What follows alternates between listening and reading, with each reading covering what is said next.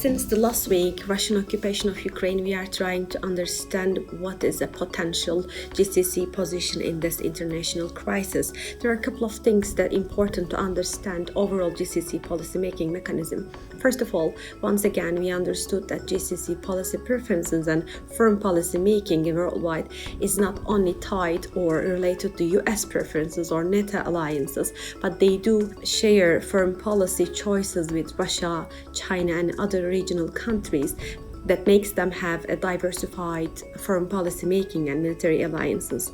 So the importance of their foreign policy making is also embedded in the hedging policy. So all the GCC countries were condemning the attack, but they have took a time to decide on that, and they were trying a different hedging strategy, which can be understood because for Qatar and Kuwait, it was easier to decide about their position, and they have condemned publicly, and Qatar was trying to also manage a kind of dialogue between Ukraine and Russia.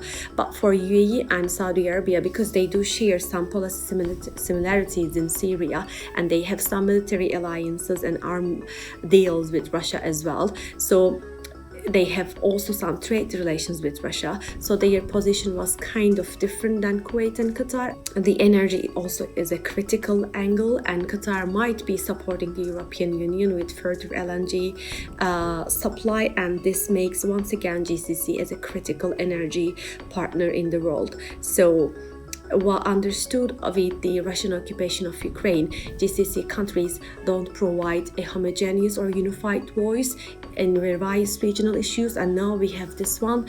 And also their foreign policy making is not tied to West or one particular interest groups, but they do diversify their military interests. And lastly, Russia has a lot to do with Middle East and Middle East politics, especially in regard to Syria. So that's why the overlapping interests of Saudi Arabia, UAE, and Russia in Syria could make difference in the future days.